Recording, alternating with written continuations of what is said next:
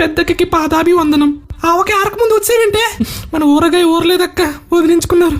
అందుకే నీ యాటిట్యూడ్ బయట ఆరబెట్టి వెళ్ళమంది. రీల్స్ వేరు, రియాలిటీ వేరు. అక్క ఆకలిగా ఉంది, ఆవకాయ అన్నం పెట్టక్క. ఈ తిండి కూడా సగం తినేసింది. అది రెస్టారెంట్ అనుకున్నా, రియాలిటీ షో అనుకున్నా. వంటగదిలోకి వెళ్తే వైల్డ్ కట్ గా మళ్ళీ అదేమన్నా నా బాబాయ్ ఇల్లు మళ్ళీ పోవడానికి బిగ్ బాస్ ఇల్లు. ఎంత బిల్డప్ ఇచ్చామే, మీ బిల్డప్ కే బయటకు వచ్చాను. ఇంకంతేనా? ఫ్యామిలీ వీక్ ఎపిసోడ్ వరకైనా ఫోకస్ పెట్టి ఉండాల్సింది కదే.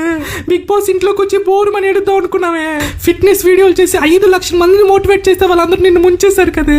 నా అభిమానుల మీద అరిచే ఉంటే అట్ట అయిపోతాను నేను. వాళ్ళు కెరియర్ మీద ఫోకస్ పెట్టి బిజీ అయిపోయారు కానీ బిగ్ బాస్ మీద పెట్టుంటే నా కెరియర్ ఖతమయ్యేది కాదు. నన్ను పంపించిన పేలేదని కదే 10 రోజుల్లోనే తుస్సుమని మన పచ్చల పరువు తీసావు కదే. దేనికమ్మా నీ తిట్లు టీవీలో టెలికాస్ట్ చేయడానికి? ఆ పచ్చి బూత్ల వల్లే మన పచ్చల వాసన బిగ్ బాస్ వరకు వెళ్ళింది. సైలెంట్ గా ఉండవు. మీ ఇద్దరు ఇంట్లో ఉండండి. నెక్స్ట్ సీజన్ కి నేను వెళ్తా. ఆడేవాడు 5 లక్షల మంది ఉన్నారు, నన్ను 5 రోజులు కూడా ఉంచలేపారు ఇంట్లో.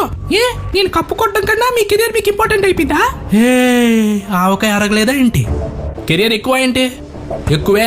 ఎంతకాలం మీరే తిట్టేసి, మీరే ఎచ్చేసి, మీరే ఓదార్చి, మీరే అమ్మేసి, మీరే ఎదిగేసి, మీరే గెంతేసి, మీరే గోల్ చేసి మీ ఫిల్టర్స్ మీద ఫోకస్ లేని మా బ్రతుకు చెడా. నీ పని మా చిన్నకి చెప్తాను, నేను నా చిన్న తమ్ముడికి చెప్తాను. ఏంటి